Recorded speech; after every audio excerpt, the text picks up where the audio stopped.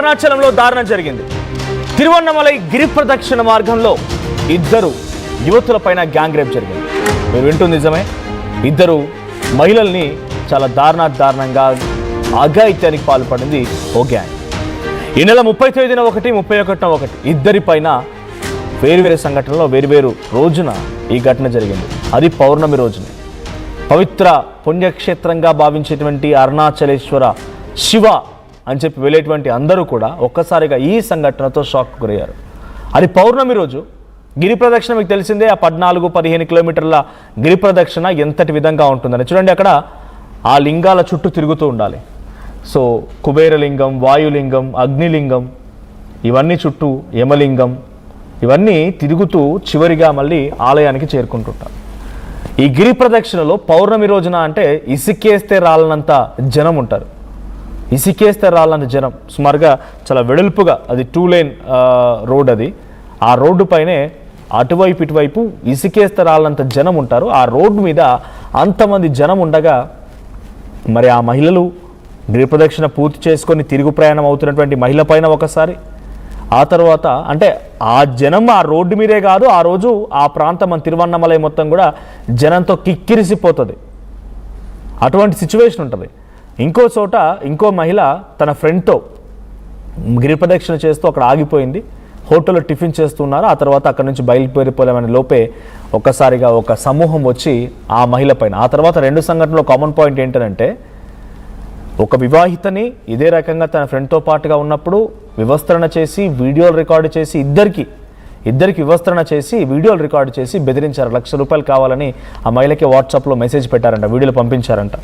₹1,00,000 ఇస్తే ఓకే, లేదంటే ఈ వీడియోలు మొత్తాన్ని కూడా మేము సర్క్యులేట్ చేస్తామని చెప్పి ఆ మహిళ ₹4,000 ఫోన్పే ట్రాన్సాక్షన్ చేసింది. ఆ తర్వాత వెంటనే వెళ్ళి పోలీసులకు కంప్లైంట్ ఇచ్చింది. మళ్ళీ ఇంకో సంఘటన, ఇద్దరు మహిళలు కూడా తమిళనాడు ప్రాంతానికి సంబంధించిన వాళ్ళే. తమిళనాడులో ఇంకో మహిళ, తిరువన్నమలైకి సంబంధించిన ఇంకో మహిళ కూడా, ఇంకొక యువతి, యంగ్ లేడీ, సో ఆ అమ్మాయిపై కూడా ఈ రకంగానే గిరి ప్రదక్షిణ చేస్తూ మధ్యలో ఒక దగ్గర ఆగిపోయి టిఫిన్ చేసింది. ఆ తర్వాత అక్కడి నుంచి వేరే ఒక స్నేహితుడితో కలిసి గిరి ప్రదక్షిణ చేస్తున్న క్రమంలో ఆ మహిళపై కూడా ఇదే రకంగా ఒక ముఠా వచ్చి ఆ అమ్మాయిపై కూడా ఈ రకంగానే అఘాయిత్యానికి పాల్పడ్డారు. 2 వేరువేరు సంఘటనలైనా కూడా ఆ పవిత్ర పుణ్యక్షేత్రంగా భావించే అరుణాచలేశ్వర శివుడి ఆలయం ఆ సమీపంలోనే అరుణాచలేశ్వర శివుడి యొక్క ఆ పరిసర ప్రాంతాల్లోనే ఇటువంటి దారుణమైన సంఘటన ఒక్కసారిగా షాక్ గురి చేసింది. ఇద్దరు యువతులు ఇప్పుడు కంప్లైంట్ చేశారు. చాలా దారుణమైన సంఘటన. దీనిపైన విజయ్ కూడా రియాక్ట్ అయినట్టు తెలుస్తోంది. విజయ్ కూడా సీరియస్గా తీసుకున్నట్టు తెలుస్తోంది. సో వెంటనే ఇటువంటి పవిత్ర పుణ్యక్షేత్రం పరిసర ప్రాంతాలు జరిగిన ఈ ఘటనలను ఆగిపోవాలని చెప్పి ఆదేశాలు జారీ చేశారు. అయితే రెండో సంఘటనలో 31వ తేదీన జరిగినటువంటి ఒక అమ్మాయి పైన చేసినటువంటి అఘాయిత్యం సమయంలో ఆ అమ్మాయి చెవు కమ్మలను కూడా లాక్కొని వెళ్ళిపోయారంట. అంటే వాళ్ళు దొంగలైతే కాదు, దొంగలై ఉంటే డైరెక్ట్గా దోచుకొని వెళ్ళిపోతారు. కానీ వివస్త్రణ చేసి అఘాయిత్యానికి పాల్పడి వారిని హింసించి వేధించి ఇద్దరిని బట్టలు లేకుండా వారిని వీడియోలు తీసి రికార్డు చేసి ఇంతలా చేయరు. సో ఈ 2 సంఘటనలో కూడా ఒక బిగ్గెస్ట్ సమూహం ఆ మహిళల పైన అఘాయిత్యానికి పాల్పడింది. ఇప్పటికైతే 8 మందిని, సుమారుగా 9 మంది వరకు కూడా పోలీసు అరెస్ట్ చేసినట్టు తెలుస్తోంది. మిగిలిన వారి కోసం 5 ప్రత్యేక బృందాలతో గాలింపు చర్యలు కొనసాగుతున్నాయి. సో 11 మంది ప్రమేయం ఉంది. 2 సంఘటనలు కలిపి 8 మంది అరెస్ట్ చేస్తే మిగిలిన వారి కోసం గాలింపు చర్యలు కొనసాగుతున్నాయి. అరుణాచలంలో వరుస ఘటనలపైన భక్తులు కూడా ఆందోళన వ్యక్తం చేస్తున్నారు.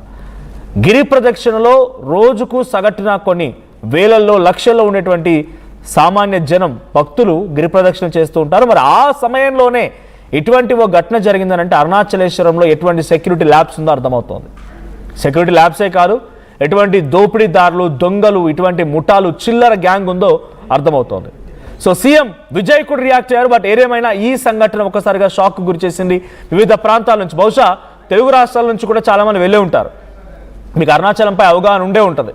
గిరి ప్రదక్షిణ ఎలా ఉంటుంది, ఆలయ పరిసర ప్రాంతాలు ఎలా ఉంటాయి ఏంటి అనేది. సో అటువంటి గిరి ప్రదక్షిణ సమయంలోనే ఇద్దరు మహిళల పైన అఘాయిత్యానికి సంబంధించిన ఈ సంఘటన షాక్ గురి చేసింది. మరి దీనిపై ఇంకా అక్కడ ఎటువంటి చర్యలు జరుగుతూ ఉన్నాయి, ఎటువంటి విధంగా అక్కడ ఈ రియాక్షన్స్ ఉన్నాయి, విజయ్ కానీ లేదంటే ఇంకా అధికారులు ఏ రకంగా రియాక్ట్ అవుతున్నారు, మా ప్రతినిధి ఏపీ ఇన్పుట్ ఎడిటర్ కృష్ణమోహన్ సిద్ధంగా ఉన్నారు. కృష్ణమోహన్, సో అరుణాచలం చాలా ఫేమస్ పవిత్ర పుణ్యక్షేత్రం. అది ఈ మధ్య కాలంలో భక్తుల రద్దీ కూడా చాలా పెద్ద ఎత్తున పెరిగిపోయింది. వివిధ రాష్ట్రాల్లో నుంచి కూడా వస్తున్నారు. ఏకంగా ఫారెన్ కల్చర్ కూడా అక్కడికి వచ్చేసింది. ఫారెన్ నుంచి వచ్చి అక్కడికి వెళ్ళి దర్శనాలు చేసుకునే వాళ్ళు కూడా ఉన్నారు.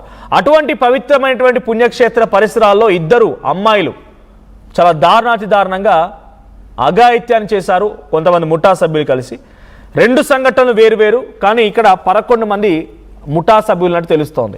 అప్డేట్స్ ఏంటి దీనిపైన? ఇప్పుడు ఇంత పవిత్రమైనటువంటి ప్రాంతాల్లో జరిగిన ఈ ఘటన పైన తమిళనాడు ప్రభుత్వం కానీ అధికారులు కానీ సామాన్య జనం ఏమనుకుంటున్నారు? డెఫినెట్ గా అరుణాచలం టెంపుల్ కి ఇటీవల అన్ని రాష్ట్రాల నుంచి, తెలుగు రాష్ట్రాల నుంచి సైతం కూడా పెద్ద ఎత్తున భక్తులు గిరి ప్రదక్షిణ, అరుణాచలం శివుడి దగ్గరికి వెళ్ళాలనుకుంటే ఆయన ప్రధానంగా గిరి ప్రదర్శన కోసం వేలాది మంది భక్తులు అక్కడికి వెళ్తున్న పరిస్థితి. ఆ గిరి ప్రదర్శన కూడా దాదాపుగా 21 కిలోమీటర్లు ఉంటుంది. 21 కిలోమీటర్లు దూరంలో కూడా కొందరు ఆటోలో వెళ్తారు. సాధ్యమైనంత వరకు పెద్ద వాళ్ళందరూ కూడా నడుచుకుంటూనే గిరి ప్రదర్శనకి వెళ్ళే పరిస్థితి కనబడుతుంది. కానీ ఈ గిరి ప్రదర్శనలో చోటు చేసుకున్న 2 సంఘటనలు పోయిన నెల 31వ తారీఖున 2 వేరు సంఘటనలు చోటు చేసుకుని నిజంగా అది భక్తుల్లో చాలా ఆందోళన కలిగిస్తున్న పరిస్థితి. 2 మహిళల మీద అఘాత్యానికి పాల్పడడం, తర్వాత వాళ్ళని దగ్ధంగా వీడియోలు తీసి వాటిని బెదిరించడం, రెండవది ఇంకొక 31వ తారీఖు జరిగిన సంఘటనలో ఏకంగా మహిళ మీద అఘాత్యానికి పాల్పడి చెవుల్లో ఉన్న కమ్మలు, దుద్దులు, కొంత క్యాష్ ఇవ్వడం, ఇవన్నీ కూడా కొంత ఇబ్బందికి అయితే గురి చేస్తున్న పరిస్థితి. తమిళనాడులో ధర్మపురికి చెందిన ఒక మహిళ 30వ తారీఖు వెళ్ళింది. ఆ రోజు రాత్రి గిరి ప్రదక్షిణ చేసుకుని 2 వీలర్ లో వస్తున్న నేపథ్యంలోనే కొందరు వెనకాల 2 వ్యక్తులు 2 వీలర్ లో ఆమెని ఫాలోఅప్ చేసి ఆమెని ఆపి వాళ్ళని బెదిరించి అటవీ ప్రాంతంలోకి తీసుకెళ్లి అక్కడ అగత్యానికి పాల్పడ్డారు. ఆ తర్వాత వారు ఆ దుస్తుల్ని లాక్కొని వీళ్ళిద్దరిని నగ్నంగా వీడియో తీసిన పరిస్థితి అయితే కనబడుతుంది. మర్నాడు ఆ వీడియోను ఆ అమ్మాయికి పంపించి ₹1,00,000 ఇవ్వకపోతే ఈ వీడియోని సోషల్ మీడియాలో పెడతామని చెప్పి బెదిరించిన పరిస్థితి.